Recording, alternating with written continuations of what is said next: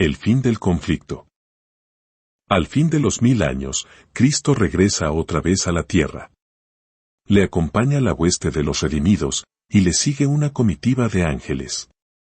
Al descender en majestad aterradora, manda a los muertos impíos que resuciten para recibir su condenación. Se levanta su gran ejército, innumerable como la arena del mar. ¡Qué contraste entre ellos y los que resucitaron en la primera resurrección! Los justos estaban revestidos de juventud y belleza inmortales. Los impíos llevan las huellas de la enfermedad y de la muerte. Todas las miradas de esa inmensa multitud se vuelven para contemplar la gloria del Hijo de Dios. A una voz las huestes de los impíos exclaman, «Bendito el que viene en el nombre del Señor». No es el amor a Jesús lo que les inspira esta exclamación, sino que el poder de la verdad arranca esas palabras de sus labios. Los impíos salen de sus tumbas tales como a ellas bajaron, con la misma enemistad hacia Cristo y el mismo espíritu de rebelión. No disponen de un nuevo tiempo de gracia para remediar los defectos de su vida pasada, pues de nada les serviría. Toda una vida de pecado no ablandó sus corazones. De serles concedido un segundo tiempo de gracia, lo emplearían como el primero, eludiendo las exigencias de Dios e incitándose a la rebelión contra Él. Cristo baja sobre el monte de los Olivos, de donde ascendió después de su resurrección, y donde los ángeles repitieron la promesa de su regreso. El profeta dice, «Vendrá Jehová mi Dios, y con él todos los santos». En aquel día se afirmarán sus pies sobre el monte de los Olivos, que está enfrente de Jerusalén, al oriente. El monte de los Olivos se partirá por la mitad, formando un valle muy grande. Y Jehová será rey sobre toda la tierra. En aquel día Jehová será único, y único será su nombre. Zacarías 14:5, 4, 9, RV 95. La nueva Jerusalén, descendiendo del cielo en su deslumbrante esplendor, se asienta en el lugar purificado y preparado para recibirla, y Cristo, su pueblo y los ángeles, entran en la santa ciudad. Entonces Satanás se prepara para la última tremenda lucha por la supremacía. Mientras estaba despojado de su poder e imposibilitado para hacer su obra de engaño, el príncipe del mal se sentía abatido y desgraciado, pero cuando resucitan los impíos y ve las grandes multitudes que tiene al lado suyo, sus esperanzas reviven y resuelven no rendirse en el gran conflicto. Alistará bajo su bandera a todos los ejércitos de los perdidos y por medio de ellos tratará de ejecutar sus planes. Los impíos son sus cautivos. Al rechazar a Cristo aceptaron la autoridad del jefe de los rebeldes. Están listos para aceptar sus sugestiones y ejecutar sus órdenes. No obstante, fiel a su antigua astucia, no se da por Satanás.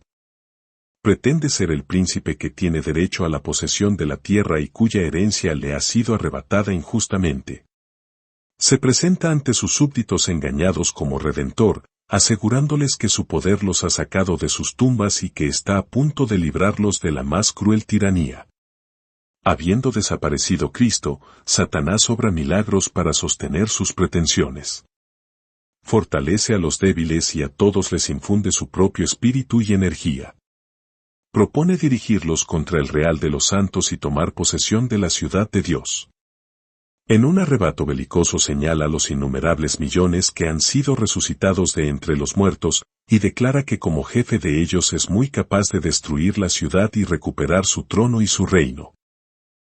Entre aquella inmensa muchedumbre se cuentan numerosos representantes de la raza longeva que existía antes del diluvio, hombres de estatura elevada y de capacidad intelectual gigantesca, que habiendo cedido al dominio de los ángeles caídos, consagraron toda su habilidad y todos sus conocimientos a la exaltación de sí mismos, hombres cuyas obras artísticas maravillosas hicieron que el mundo idolatrase su genio, pero cuya crueldad y malos ardides mancillaron la tierra y borraron la imagen de Dios.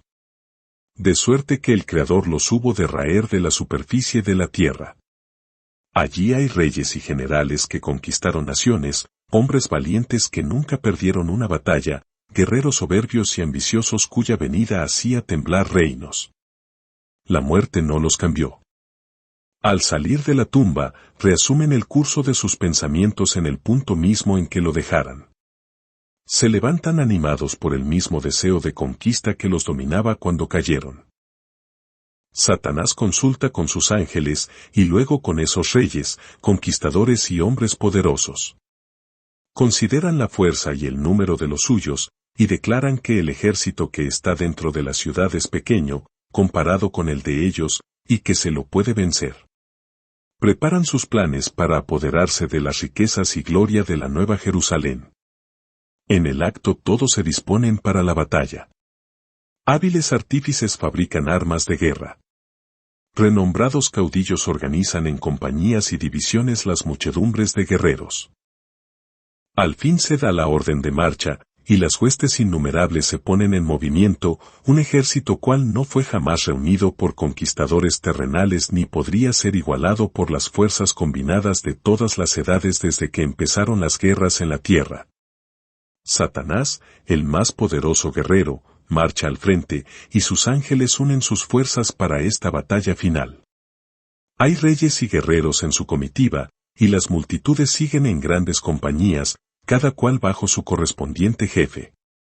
Con precisión militar las columnas cerradas avanzan sobre la superficie desgarrada y escabrosa de la tierra hacia la ciudad de Dios. Por orden de Jesús, se cierran las puertas de la Nueva Jerusalén, y los ejércitos de Satanás circundan la ciudad y se preparan para el asalto. Entonces Cristo reaparece a la vista de sus enemigos. Muy por encima de la ciudad, sobre un fundamento de oro bruñido, hay un trono alto y encumbrado. En el trono está sentado el Hijo de Dios, y en torno suyo están los súbditos de su reino. Ningún lenguaje, ninguna pluma pueden expresar ni describir el poder y la majestad de Cristo. La gloria del Padre Eterno envuelve a su Hijo. El esplendor de su presencia llena la ciudad de Dios, rebosando más allá de las puertas e inundando toda la tierra con su brillo. Inmediatos al trono se encuentran los que fueron alguna vez celosos en la causa de Satanás, pero que, cual tizones arrancados del fuego, siguieron luego a su Salvador con profunda e intensa devoción. Vienen después los que perfeccionaron su carácter cristiano en medio de la mentira y de la incredulidad, los que honraron la ley de Dios cuando el mundo cristiano la declaró abolida, y los millones de todas las edades que fueron martirizados por su fe. Y más allá está la grande muchedumbre, que nadie podía contar, de entre todas las naciones, y las tribus, y los pueblos, y las lenguas, de pie ante el trono y delante del Cordero, revestidos de ropas blancas, y teniendo palmas en sus manos. Apocalipsis 7:9, vm. Su lucha terminó, ganaron la victoria. Disputaron el premio de la carrera y lo alcanzaron. La palma que llevan en la mano es símbolo de su triunfo, la vestidura blanca, emblema de la justicia perfecta de Cristo que es ahora de ellos. Los redimidos entonan un canto de alabanza que se extiende y repercute por las bóvedas del cielo, atribúyase la salvación a nuestro Dios, que está sentado sobre el trono, y al Cordero. Vers. 10 Ángeles y serafines unen sus voces en adoración. Al ver los redimidos el poder y la malignidad de Satanás, han comprendido, como nunca antes, que ningún poder fuera del de Cristo habría podido hacerlos vencedores. Entre toda esa muchedumbre ni uno se atribuye a sí mismo la salvación, como si hubiese prevalecido con su propio poder y su bondad. Nada se dice de lo que han hecho o sufrido, sino que el tema de cada canto, la nota dominante de cada antífona es, salvación a nuestro Dios y al Cordero. En presencia de los habitantes de la tierra y del cielo reunidos, se efectúa la coronación final del Hijo de Dios. Y entonces, revestido de suprema majestad y poder, el Rey de Reyes falla el juicio de aquellos que se rebelaron contra su gobierno, y ejecuta justicia contra los que transgredieron su ley y oprimieron a su pueblo. El profeta de Dios dice, vi un gran trono blanco, y al que estaba sentado sobre él, de cuya presencia huyó la tierra y el cielo, y no fue hallado lugar para ellos. Y vi a los muertos, pequeños y grandes, estar en pie delante del trono, y abriéronse los libros, abrióse también otro libro, que es el libro de la vida, y los muertos fueron juzgados de acuerdo con las cosas escritas en los libros, según sus obras. Apocalipsis 20:11, 12, vm. Apenas se abren los registros, y la mirada de Jesús se dirige hacia los impíos, estos se vuelven conscientes de todos los pecados que cometieron. Reconocen exactamente el lugar donde sus pies se apartaron del sendero de la pureza y de la santidad, y cuán lejos el orgullo y la rebelión los han llevado en el camino de la transgresión de la ley de Dios. Las tentaciones seductoras que ellos fomentaron cediendo al pecado, las bendiciones que pervirtieron, su desprecio de los mensajeros de Dios, los avisos rechazados, la oposición de corazones obstinados y sin arrepentimiento, todo eso sale a relucir como si estuviese escrito con letras de fuego. Por encima del trono se destaca la cruz, y como en vista panorámica aparecen las escenas de la tentación, la caída de Adán y las fases sucesivas del gran plan de redención. El humilde nacimiento del Salvador, su juventud pasada en la sencillez y en la obediencia, su bautismo en el Jordán, el ayuno y la tentación en el desierto, su ministerio público, que reveló a los hombres las bendiciones más preciosas del cielo, los días repletos de obras de amor y misericordia, y las noches pasadas en oración y vigilia en la soledad de los montes, las conspiraciones de la envidia, del odio y de la malicia con que se recompensaron sus beneficios, la terrible y misteriosa agonía. En Getsemaní, bajo el peso anonadador de los pecados de todo el mundo, la traición que le entregó en manos de la turba asesina, los terribles acontecimientos de esa noche de horror, el preso resignado y olvidado de sus discípulos más amados, arrastrado brutalmente por las calles de Jerusalén, el Hijo de Dios presentado con visos de triunfo ante Anás, obligado a comparecer en el palacio del sumo sacerdote, en el pretorio de Pilato, ante el cobarde y cruel Herodes, ridiculizado, insultado, atormentado y condenado a muerte, todo eso está representado a lo vivo. Luego, ante las multitudes agitadas, se reproducen las escenas finales, el paciente varón de dolores pisando el sendero del Calvario, el príncipe del cielo colgado de la cruz, los sacerdotes altaneros y el populacho escarnecedor ridiculizando la agonía de su muerte, la oscuridad sobrenatural, el temblor de la tierra, las rocas destrozadas y los sepulcros abiertos que señalaron el momento en que expiró el Redentor del mundo. La escena terrible se presenta con toda exactitud.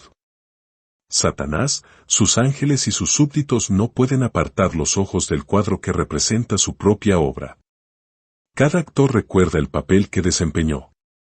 Herodes, el que mató a los niños inocentes de Belén para hacer morir al rey de Israel, la innoble Herodías, sobre cuya conciencia pesa la sangre de Juan el Bautista, el débil Pilato, esclavo de las circunstancias, los soldados escarnecedores, los sacerdotes y gobernantes, y la muchedumbre enloquecida que gritaba, recaiga su sangre sobre nosotros, y sobre nuestros hijos.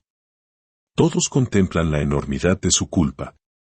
En vano procuran esconderse ante la divina majestad de su presencia que sobrepuja el resplandor del sol, mientras que los redimidos echan sus coronas a los pies del Salvador, exclamando, Él murió por mí. Entre la multitud de los rescatados están los apóstoles de Cristo, el heroico Pablo, el ardiente Pedro, el amado y amoroso Juan y sus hermanos de corazón leal, y con ellos la inmensa hueste de los mártires, mientras que fuera de los muros, con todo lo que es vil y abominable, se encuentran aquellos que los persiguieron, encarcelaron y mataron. Allí está Nerón, monstruo de crueldad y de vicios, y puede ver la alegría y el triunfo de aquellos a quienes torturó y cuya dolorosa angustia le proporcionara deleite satánico. Su madre está allí para ser testigo de los resultados de su propia obra, para ver cómo los malos rasgos de carácter transmitidos a su hijo y las pasiones fomentadas y desarrolladas por la influencia y el ejemplo de ella, produjeron crímenes que horrorizaron al mundo. Allí hay sacerdotes y prelados papistas que dijeron ser los embajadores de Cristo y que no obstante emplearon instrumentos de suplicio, calabozos y hogueras para dominar las conciencias de su pueblo. Allí están los orgullosos pontífices que se ensalzaron por encima de Dios y que pretendieron alterar la ley del Altísimo. Aquellos así llamados padres de la Iglesia tienen que rendir a Dios una cuenta de la que bien quisieran librarse. Demasiado tarde ven que el Omnisciente es celoso de su ley y que no tendrá por inocente al culpable de violarla. Comprenden entonces que Cristo identifica sus intereses con los de su pueblo perseguido, y sienten la fuerza de sus propias palabras: en cuanto lo hicisteis a uno de los más pequeños de estos mis hermanos, a mí lo hicisteis. Mateo 25:40, VM. Todos los impíos del mundo están de pie ante el tribunal de Dios, acusados de alta traición contra el gobierno del cielo. No hay quien sostenga ni defienda la causa de ellos, no tienen disculpa, y se pronuncia contra ellos la sentencia de la muerte eterna. Es entonces evidente para todos que el salario del pecado no es la noble independencia y la vida eterna, sino la esclavitud, la ruina y la muerte. Los impíos ven lo que perdieron con su vida de rebeldía. Despreciaron el maravilloso don de eterna gloria cuando les fue ofrecido, pero cuán deseable no les parece ahora. Todo eso, exclama el alma perdida, yo habría podido poseerlo, pero preferí rechazarlo, oh sorprendente infatuación. He cambiado la paz, la dicha y el honor por la miseria, la infamia y la desesperación. Todos ven que su exclusión del cielo es justa. Por sus vidas, declararon, no queremos que este Jesús reine sobre nosotros. Como fuera de sí, los impíos han contemplado la coronación del Hijo de Dios. Ven en las manos de él las tablas de la ley divina, los estatutos que ellos despreciaron y transgredieron. Son testigos de la explosión de admiración, arrobamiento y adoración de los redimidos, y cuando las ondas de melodía inundan a las multitudes fuera de la ciudad, todos exclaman a una voz, grandes y maravillosas son tus obras, oh Señor Dios Todopoderoso, justos y verdaderos son tus caminos, oh Rey de los siglos. Apocalipsis 15:3, VM. Y cayendo prosternados, adoran al príncipe de la vida. Satanás parece paralizado al contemplar la gloria y majestad de Cristo. El que en otro tiempo fuera uno de los querubines cubridores recuerda de dónde cayó. Él, que fuera serafín resplandeciente, hijo de la aurora, cuán cambiado se ve, y cuán degradado. Está excluido para siempre del consejo en que antes se le honraba. Ve ahora a otro que, junto al Padre, vela su gloria. Ha visto la corona colocada sobre la cabeza de Cristo por un ángel de elevada estatura y majestuoso continente, y sabe que la posición exaltada que ocupa este ángel habría podido ser la suya. Recuerda la mansión de su inocencia y pureza, la paz y el contentamiento de que gozaba hasta que se entregó a murmurar contra Dios y a envidiar a Cristo. Sus acusaciones, su rebelión, sus engaños para captarse la simpatía y la ayuda de los ángeles, su porfía en no hacer esfuerzo alguno para reponerse cuando Dios le hubiera perdonado, todo eso se le presenta a lo vivo. Echa una mirada retrospectiva sobre la obra que realizó entre los hombres y sobre sus resultados, la enemistad del hombre para con sus semejantes, la terrible destrucción de vidas, el ascenso y la caída de los reinos, el derrocamiento de tronos, la larga serie de tumultos, conflictos y revoluciones. Recuerda los esfuerzos constantes que hizo para oponerse a la obra de Cristo y para hundir a los hombres en degradación siempre mayor. Ve que sus conspiraciones infernales no pudieron acabar con los que pusieron su confianza en Jesús. Al considerar Satanás su reino y los frutos de sus esfuerzos, solo ve fracaso y ruina. Ha inducido a las multitudes a creer que la ciudad de Dios sería fácil presa, pero ahora ve que eso es falso. Una y otra vez, en el curso de la gran controversia, ha sido derrotado y obligado a rendirse. De sobra conoce el poder y la majestad del Eterno. El propósito del gran rebelde consistió siempre en justificarse y en hacer aparecer al gobierno de Dios como responsable de la rebelión. A ese fin dedicó todo el poder de su gigantesca inteligencia. Obró deliberada y sistemáticamente, y con éxito maravilloso, para inducir a inmensas multitudes a que aceptaran su versión del gran conflicto que ha estado desarrollándose por tanto tiempo. Durante miles de años este jefe de conspiraciones hizo pasar la mentira por verdad. Pero llegó el momento en que la rebelión debe ser sofocada finalmente y puestos en evidencia la historia y el carácter de Satanás. El archiengañador ha sido desenmascarado por completo en su último gran esfuerzo para destronar a Cristo, destruir a su pueblo y apoderarse de la ciudad de Dios. Los que se han unido a él, se dan cuenta del fracaso total de su causa. Los discípulos de Cristo y los ángeles leales contemplan en toda su extensión las maquinaciones de Satanás contra el gobierno de Dios. Ahora se vuelve objeto de execración universal. Satanás ve que su rebelión voluntaria le incapacitó para el cielo. Ejercitó su poder guerreando contra Dios, la pureza, la paz y la armonía del cielo serían para él suprema tortura. Sus acusaciones contra la misericordia y justicia de Dios están ya acalladas. Los vituperios que procuró lanzar contra Jehová recaen enteramente sobre él. Y ahora Satanás se inclina y reconoce la justicia de su sentencia. ¿Quién no te temerá, oh Señor, y glorificará tu nombre, porque tú solo eres santo, porque todas las naciones vendrán y adorarán delante de ti, porque tus actos de justicia han sido manifestados? Vers. 4. Toda cuestión de verdad y error en la controversia que tanto ha durado, ha quedado aclarada. Los resultados de la rebelión y del apartamiento de los estatutos divinos han sido puestos a la vista de todos los seres inteligentes creados.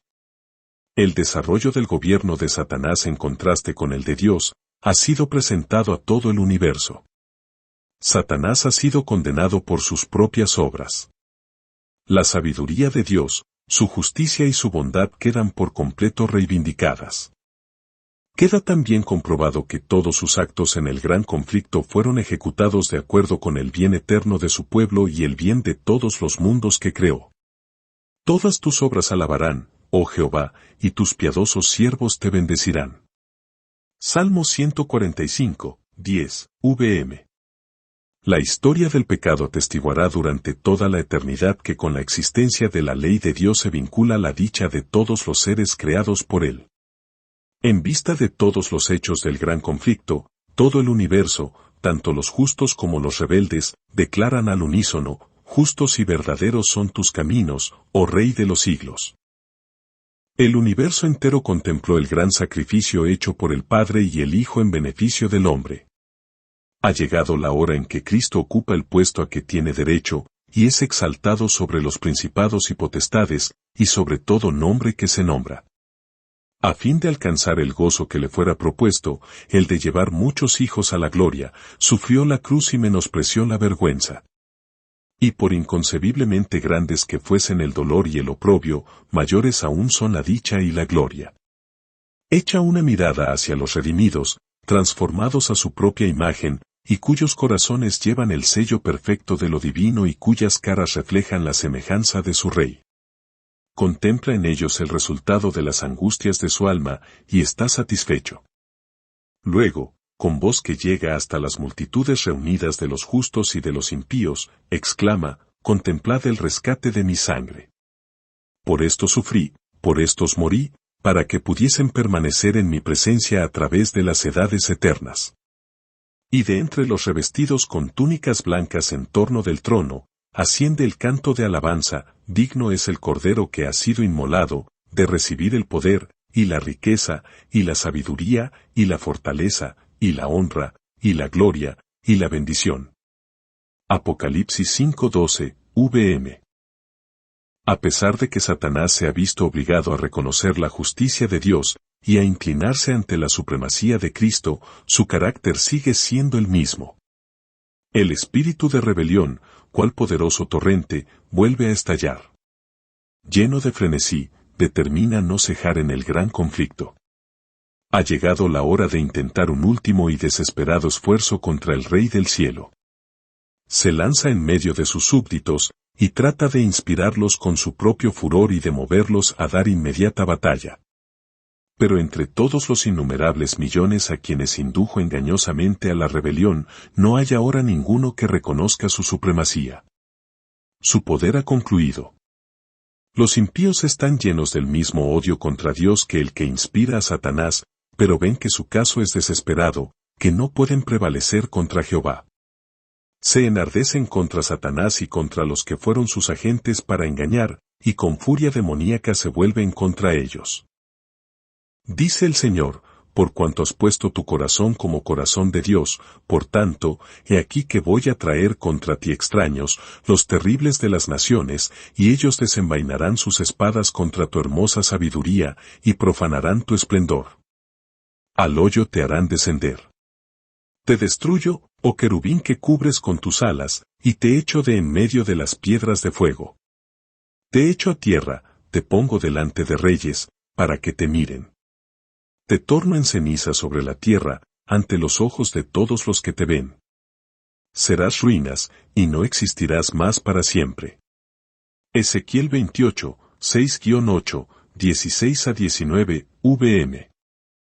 Porque toda batalla de quien pelea es con estruendo, y con revolcamiento de vestidura en sangre, mas esto será para quema, y pábulo de fuego. Porque Jehová está airado sobre todas las gentes, e irritado sobre todo el ejército de ellas, destruirálas y entregarálas al matadero. Sobre los malos lloverá lazos, fuego y azufre, con vientos de torbellinos, será la porción del cáliz de ellos. Isaías 9:5, 34, 2, Salmos 11:6. Dios hace descender fuego del cielo. La tierra está quebrantada. Salen a relucir las armas escondidas en sus profundidades. Llamas devoradoras se escapan por todas partes de grietas amenazantes. Hasta las rocas están ardiendo. Ha llegado el día que arderá como horno. Los elementos se disuelven con calor abrasador, la tierra también y las obras que hay en ella están abrasadas. Malaquías 4:2, 2 Pedro 3:10. La superficie de la tierra parece una masa fundida, un inmenso lago de fuego hirviente. Es la hora del juicio y perdición de los hombres impíos, es día de venganza de Jehová, año de retribuciones en el pleito de Sión. Isaías 34:8. Los impíos reciben su recompensa en la tierra. Proverbios 11:31. Serán estopa, y aquel día que vendrá, los abrazará, ha dicho Jehová de los ejércitos. Malaquías 4:1. Algunos son destruidos como en un momento, mientras otros sufren muchos días. Todos son castigados, conforme a sus hechos. Habiendo sido cargados sobre Satanás los pecados de los justos, tiene éste que sufrir no solo por su propia rebelión, sino también por todos los pecados que hizo cometer al pueblo de Dios. Su castigo debe ser mucho mayor que el de aquellos a quienes engañó. Después de haber perecido todos los que cayeron por sus seducciones, el diablo tiene que seguir viviendo y sufriendo. En las llamas purificadoras, quedan por fin destruidos los impíos, raíz y rama, Satanás la raíz, sus secuaces las ramas. La penalidad completa de la ley ha sido aplicada, las exigencias de la justicia han sido satisfechas, y el cielo y la tierra al contemplarlo, proclaman la justicia de Jehová. La obra de destrucción de Satanás ha terminado para siempre. Durante 6,000 años obró a su gusto, llenando la tierra de dolor y causando penas por todo el universo. Toda la creación gimió y sufrió en angustia. Ahora las criaturas de Dios han sido libradas para siempre de su presencia y de sus tentaciones. Ya descansa y está en quietud toda la tierra, prorrumpen los hombres, justos, en cánticos. Isaías 14:7, vm. Y un grito de adoración y triunfo sube de entre todo el universo leal. Se oye, como si fuese el estruendo de una gran multitud, y como si fuese el estruendo de muchas aguas, y como si fuese el estruendo de poderosos truenos, que decían, Aleluya, porque reina el Señor Dios, el Todopoderoso. Apocalipsis 19:6, vm. Mientras la tierra estaba envuelta en el fuego de la destrucción, los justos vivían seguros en la ciudad santa. La segunda muerte no tiene poder sobre los que tuvieron parte en la primera resurrección. Mientras Dios es para los impíos un fuego devorador, es para su pueblo un sol y un escudo. Apocalipsis 26, Salmos 84 horas y 11 minutos. Vi un cielo nuevo y una tierra nueva, porque el primer cielo y la primera tierra han pasado. Apocalipsis 21:1, vm. El fuego que consume a los impíos purifica la tierra. Desaparece todo rastro de la maldición. Ningún infierno que arda eternamente recordará a los redimidos las terribles consecuencias del pecado. Solo queda un recuerdo: nuestro Redentor llevará siempre las señales de su crucifixión. En su cabeza herida, en su costado, en sus manos y en sus pies se ven las únicas huellas de la obra cruel efectuada por el pecado. El profeta, al contemplar a Cristo en su gloria, dice: su resplandor es como el fuego, y salen de su mano rayos de luz, y allí mismo está el escondedero de su poder. Habacuc 3:4, vm. En sus manos, y su costado herido, de donde manó la corriente purpurina que reconcilió al hombre con Dios, allí está la gloria del Salvador, allí mismo está el escondedero de su poder. Poderoso para salvar, por el sacrificio de la redención, fue por consiguiente fuerte para ejecutar la justicia para con aquellos que despreciaron la misericordia de Dios. Y las marcas de su humillación son su mayor honor: a través de las edades eternas, las llagas del Calvario proclamarán su alabanza y declararán su poder. Oh, torre del rebaño, colina de la hija de Sión, a ti te llegará, sí, a ti vendrá el dominio anterior. Miqueas 4:8, vm. Llegó el momento por el cual suspiraron los santos desde que la espada de fuego expulsó a la primera pareja del paraíso, el tiempo de la redención de la posesión adquirida. Efesios 1:14. La tierra dada al principio al hombre para que fuera su reino, entregada alevosamente por él a manos de Satanás, y conservada durante tanto tiempo por el poderoso enemigo, ha sido recuperada mediante el gran plan de la redención. Todo lo que se había perdido por el pecado, ha sido restaurado. Así dice Jehová, el que formó la tierra y la hizo, el cual la estableció, no en vano la creó, sino que para ser habitada la formó. Isaías 45:18, vm. El propósito primitivo que tenía Dios al crear la tierra se cumple al convertirse ésta en la morada eterna de los redimidos. Los justos heredarán la tierra, y vivirán para siempre sobre ella. Salmos 37:29. El temor de hacer aparecer la futura herencia de los santos demasiado material ha inducido a muchos a espiritualizar aquellas verdades que nos hacen considerar la tierra como nuestra morada. Cristo aseguró a sus discípulos que iba a preparar mansiones para ellos en la casa de su Padre. Los que aceptan las enseñanzas de la palabra de Dios no ignorarán por completo lo que se refiere a la patria celestial. Y sin embargo son cosas que ojo no vio, ni oído oyó, y que jamás entraron en pensamiento humano las cosas grandes que ha preparado Dios para los que le aman. 1 Corintios 2:9, vm. El lenguaje humano no alcanza a describir la recompensa de los justos. Solo la conocerán quienes la contemplen. Ninguna inteligencia limitada puede comprender la gloria del paraíso de Dios. En la Biblia se llama a la herencia de los bienaventurados una patria. Hebreos 11:14-16. Allí conduce el divino pastor a su rebaño a los manantiales de aguas vivas. El árbol de vida da su fruto cada mes, y las hojas del árbol son para el servicio de las naciones. Allí hay corrientes que manan eternamente, claras como el cristal, al lado de las cuales se mecen árboles que echan su sombra sobre los senderos preparados para los redimidos del Señor. Allí las vastas llanuras alternan con bellísimas colinas y las montañas de Dios elevan sus majestuosas cumbres. En aquellas pacíficas llanuras, al borde de aquellas corrientes vivas, es donde el pueblo de Dios que por tanto tiempo anduvo peregrino y errante, encontrará un hogar. Mi pueblo habitará en mansión de paz, en moradas seguras, en descansaderos tranquilos. No se oirá más la violencia en tu tierra, la desolación ni la destrucción dentro de tus términos, sino que llamarás a tus muros salvación, y a tus puertas alabanza. Edificarán casas también, y habitarán en ellas, plantarán viñas, y comerán su fruto. No edificarán más para que otro habite, ni plantarán para que otro coma, mis escogidos agotarán el usufructo de la obra de sus manos. Isaías 32:18, 60:18, 65:21, 22, vm. CS 655.1, GC 675.2. Allí se alegrarán el desierto y el sequedal, y el yermo se regocijará y florecerá como la rosa. En vez del espino subirá el abeto, y en lugar de la zarza subirá el arrayán. Habitará el lobo con el cordero, y el leopardo sesteará junto con el cabrito, y un niñito los conducirá. No dañarán, ni destruirán en todo mi santo monte, dice el Señor. Isaías 35, 1, 55 horas y 13 minutos, 11, 6, 9, vm. El dolor no puede existir en el ambiente del cielo.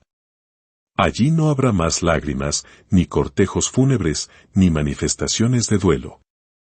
Y la muerte no será más, ni habrá más gemido ni clamor, ni dolor, porque las cosas de antes han pasado ya. No dirá más el habitante, estoy enfermo, al pueblo que mora en ella le habrá sido perdonada su iniquidad. Apocalipsis 21:4, Isaías 33 horas y 24 minutos, vm. Allí está la nueva Jerusalén, la metrópoli de la nueva tierra glorificada, corona de hermosura en la mano de Jehová, y una diadema real en la mano de nuestro Dios. Su luz era semejante a una piedra preciosísima, como piedra de jaspe, transparente como el cristal. Las naciones andarán a la luz de ella, y los reyes de la tierra traen a ella su gloria. El Señor dijo, yo me alegraré con Jerusalén, y me gozaré con mi pueblo. El tabernáculo de Dios está ahora con los hombres. Él morará con ellos, ellos serán su pueblo, y Dios mismo estará con ellos como su Dios. Isaías 62, 3, Apocalipsis 21:11, 24, Isaías 65 horas y 19 minutos, RV 95, Apocalipsis 21:3, RV 95. En la ciudad de Dios no habrá ya más noche. Nadie necesitará ni deseará descanso. No habrá quien se canse haciendo la voluntad de Dios ni ofreciendo alabanzas a su nombre. Sentiremos siempre la frescura de la mañana, que nunca se agostará. No necesitan luz de lámpara, ni luz del sol, porque el Señor Dios los alumbrará. Apocalipsis 22:5, vm. La luz del sol será sobrepujada por un brillo que sin deslumbrar la vista excederá sin medida la claridad de nuestro mediodía. La gloria de Dios y del Cordero inunda la ciudad santa con una luz que nunca se desvanece. Los redimidos andan en la luz gloriosa de un día eterno que no necesita sol. No vi templo en ella, porque el Señor Dios Todopoderoso y el Cordero son el templo de ella. Apocalipsis 21:22, vm. El pueblo de Dios tiene el privilegio de tener comunión directa con el Padre y el Hijo. Ahora vemos oscuramente, como por medio de un espejo. 1 Corintios 13:12, vm. Vemos la imagen de Dios reflejada como en un espejo en las obras de la naturaleza y en su modo de obrar para con los hombres, pero entonces le veremos cara a cara sin velo que nos lo oculte. Estaremos en su presencia y contemplaremos la gloria de su rostro. Allí los redimidos conocerán como son conocidos. Los sentimientos de amor y simpatía que el mismo Dios implantó en el alma, se desahogarán del modo más completo y más dulce. El trato puro con seres santos, la vida social y armoniosa con los ángeles bienaventurados y con los fieles de todas las edades que lavaron sus vestiduras y las emblanquecieron en la sangre del Cordero, los lazos sagrados que unen a toda la familia en los cielos y en la tierra, Efesios 3:15, vm, todo eso constituye la dicha de los redimidos. Allí intelectos inmortales contemplarán con eterno deleite las maravillas del poder creador, los misterios del amor redentor. Allí no habrá enemigo cruel y engañador para tentar a que se olvide a Dios. Toda facultad será desarrollada, toda capacidad aumentada. La adquisición de conocimientos no cansará la inteligencia ni agotará las energías. Las mayores empresas podrán llevarse a cabo, satisfacerse las aspiraciones más sublimes, realizarse las más encumbradas ambiciones, y sin embargo surgirán nuevas alturas que superar, nuevas maravillas que admirar, nuevas verdades que comprender, nuevos objetos que agucen las facultades del espíritu, del alma y del cuerpo. Todos los tesoros del universo se ofrecerán al estudio de los redimidos de Dios. Libres de las cadenas de la mortalidad, Se lanzan en incansable vuelo hacia los lejanos mundos, mundos a los cuales el espectáculo de las miserias humanas causaba estremecimientos de dolor, y que entonaban cantos de alegría al tener noticia de un alma redimida. Con indescriptible dicha los hijos de la tierra participan del gozo y de la sabiduría de los seres que no cayeron.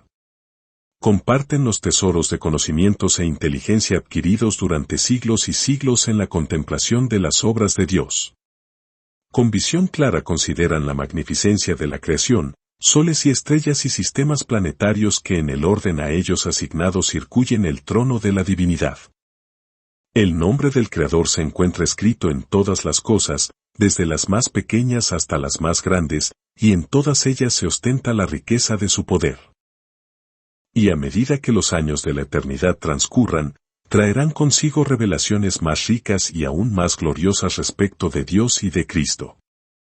Así como el conocimiento es progresivo, así también el amor, la reverencia y la dicha irán en aumento. Cuanto más sepan los hombres acerca de Dios, tanto más admirarán su carácter. A medida que Jesús les descubra la riqueza de la redención y los hechos asombrosos del gran conflicto con Satanás, los corazones de los redimidos se estremecerán con gratitud siempre más ferviente, y con arrebatadora alegría tocarán sus arpas de oro, y miríadas y millares de voces se unirán para engrosar el potente coro de alabanza. Y a toda cosa creada que está en el cielo, y sobre la tierra, y debajo de la tierra, y sobre el mar, y a todas las cosas que hay en ellos, las oí decir, bendición, y honra y gloria y dominio al que está sentado sobre el trono, y al Cordero, por los siglos de los siglos. Apocalipsis 5:13, vm. El gran conflicto ha terminado. Ya no hay más pecado ni pecadores. Todo el universo está purificado. La misma pulsación de armonía y de gozo late en toda la creación. De aquel que todo lo creó manan vida, luz y contentamiento por toda la extensión del espacio infinito. Desde el átomo más imperceptible hasta el mundo más vasto, todas las cosas animadas e inanimadas declaran en su belleza sin mácula y en júbilo perfecto que Dios es amor.